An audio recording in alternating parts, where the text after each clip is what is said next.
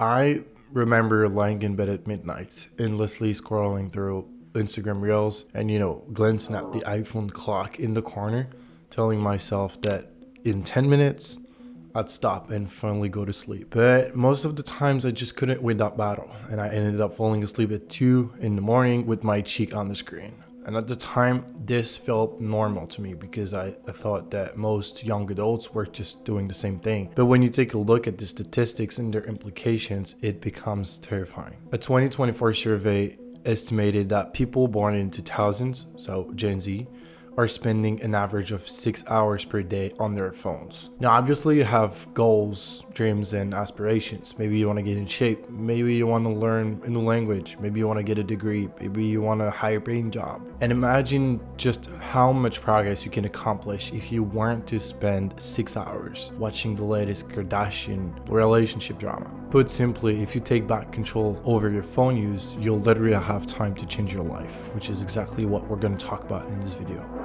Your phone has been designed to keep you addicted. The fight that you're leading isn't fair, and that's the main problem. Let's take social media as an example. Those companies are literally spending millions of dollars on user interfaces just to make their apps as compelling as possible. The same goes for ad companies. They study your habits, they collect the data, and use principle of neuroscience just to lure you into buying their products. But it isn't just about them. Your own brain is also working against you. And by now, I'm sure you've heard of dopamine. It's the main neurotransmitter associated with pleasure seeking and motivation. And through compulsive behavior and dopamine release, your phone is basically conditioning you to be addicted to it on a daily basis. Every app that you open, every notification that you receive, every button that you click on the screen, each causing a spike in dopamine, gradually rewire your brain to crave more of it. But that's a dangerous game because we know that anything causing freaking dopamine surges is likely to lead to addiction. And I mean myself first, right? I thought that my phone use were normal and that people talking about addiction were boomers, just exaggerating, right? But the thing is that whenever I try to put my phone away, even if that was for just a few hours, it will always magically find its way back into my hand without me even realizing it. More than that, without my phone in my pocket, I start to feel all weird and anxious. Without distractions, time felt like an enemy, right? The connection you have with your phone is so deep that most of the time it's even unconscious, the activity that you have on it. You don't even realize what you're doing or why you're really using it. And to be honest, I profoundly hated this feeling, that sense that my phone was controlling my behavior and not the other way around. But the worst part is the time it steals from you. Yes, sometimes you really need to use your phone, but in those 6 hours, how many could you cut down to actually work towards your goals and not watch people arguing, on Twitter? And this past year, I went from 6 hours to 2 per day. And I took back 4 hours that I now can invest in creating content, writing, and building a business, right? And here's how I did that. How to get rid of your phone addiction. I can confidently tell you that breaking your compulsive phone habit is entirely doable, but it requires a clear strategy and a strong enough reason why. The first challenge that you'll face is that your phone is always with you. It's quite literally an extension of your arm. That's the biggest problem. That's what we need to tackle first. Think about a smoker trying to quit for a second. Would you recommend that they carry a pack of cigarettes with them every second of the day? Probably not. So why doing it with your phone? And if you want to take control over your phone use and reclaim hours to work on your personal goals, the first step to me is it needs to be direct and physical. You need to tear down the dependency link between you and your phone. You have to establish a strict daily policy, one that's realistic, but still challenging. For me, that policy is no phone for the first hour of the day. And in my experience, this has been the most effective starting point. This strategy is clear, and my reason why is that by doing so, my brain isn't infected by all the online stuff first thing in the morning. But to make this work, you'll need willpower. But you have to be smart about it though. Otherwise, it will just drain your energy and you won't have any more to go through your day, right? So let's get practical. If you currently use your phone's alarm and keep it on your nightstand, just inches from your head, you will pick it up first thing in the morning without even thinking about it. What you need to do is break the habit, because consciously interrupting an unconscious pattern is really tough. That said, it is much easier to disrupt a habit by changing your environment ahead of time. That's easy to do. So instead of wasting your willpower in the morning, just telling yourself, oh no, I'm not grabbing my phone, use it to prepare for the policy. Change your environment for tomorrow. Don't use your phone's alarm to wake up. Don't charge your phone in your bedroom. Don't even keep it in the same room. Just move it to whatever, the kitchen. Break the pattern. Tonight, you just plug your phone in the kitchen and use whatever other alarm that you have at home. So it could be a watch, a clock.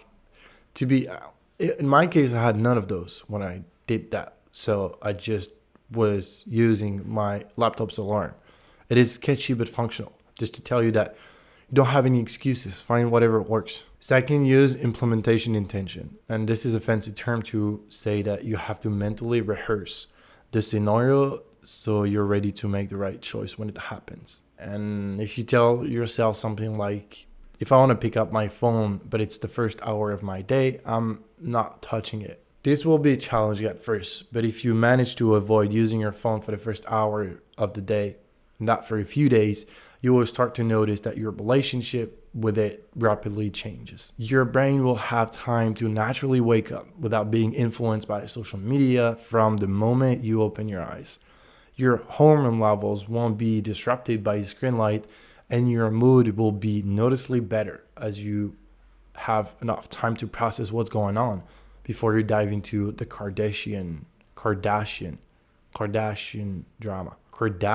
You'll just basically feel 3 times better while having more time for yourself, which is, to me, pretty good deal. And the second piece of advice is to make your phone uninteresting. The reason you're spending hours on it, it's just because there's always something interesting happening on it. There's always something to watch, click on, and each time that you do, it triggers a dopamine release. And so, as I mentioned earlier, the more dopamine behavior releases, the more your brain craves it. That's why your goal is to reduce the dopamine peaks that your phone triggers. And there are a few ways to do this. Some people deliberately sabotage their user interface, and I don't mean drilling into your phone, okay?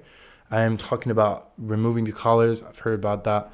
Or deleting certain apps that you're more addicted to. You want to make your phone less flashy, less appealing. And the color option doesn't work for me because I'm always working with videos, so I need to see the colors. But instead, what I found to be really effective is to disable all notification from apps.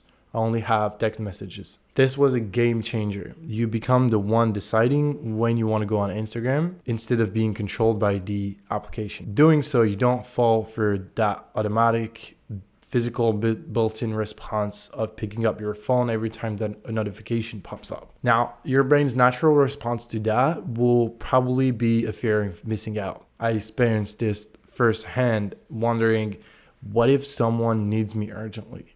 Okay, what if something important happens and I need to be aware of it? And even though this feels real, it's not very rational. Anyone who needs to contact you urgently probably has your phone number and can call you. They're not going to send you an Instagram DM saying that they need help ASAP. Or if they do, I don't know. Not my problem. And if something significant happens, social media is probably the least reliable source of information on the planet. Anyway, very important things in your life happen in your life, not on a phone screen. Now, another thing that you can do to make your phone less appealing, which I use every day, is to put everything onto your laptop. There's just something different about laptops. It's not even comparable to a phone. It doesn't trigger the same feeling of quick gratification and the sense of accessibility that you have. Just, you cannot pick up your laptop from your pocket, right? So save your passwords on your computer, not on your phone. Bookmark your favorite websites on your laptop and close all the tabs on your phone. Make your laptop the default tool to use internet, and you'll drastically increase your productivity, as well as you'll be just more intentional about your screen time use. Now, there's just no way around the discomfort. And I discussed this in the previous article or video, which you can find either on the website or on the channel, but I can help but bring it back again because it's deeply connected to our topic here. The real work isn't about finding alternatives, hacks, or ways to make sure that you're not using your phone to make your phone less attractive.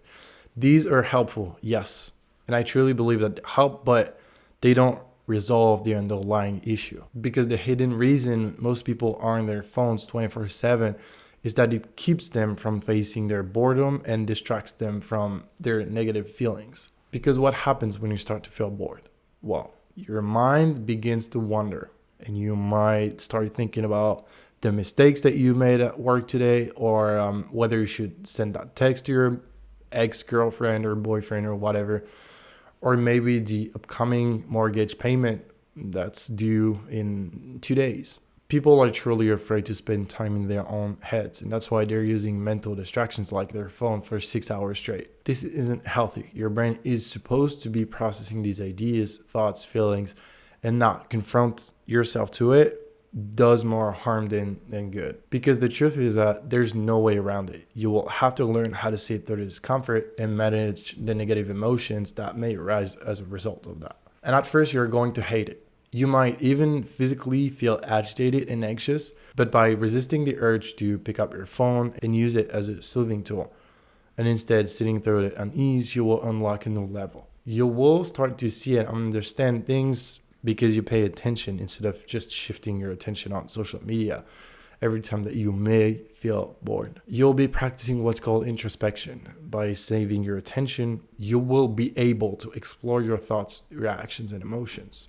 And in doing so, you're putting yourself in the perfect scenario to explore, observe what's happening in your own life. This skill will not only help you understand your world, but it will make making the right decisions, think critically, and being more objective way easier than it is right now. And in the end, by being in control over your phone use, not only will you get back a big chunk of your time, but you will also live a life more fulfilling and be more present overall. So as always, I hope this helps. Trust the process.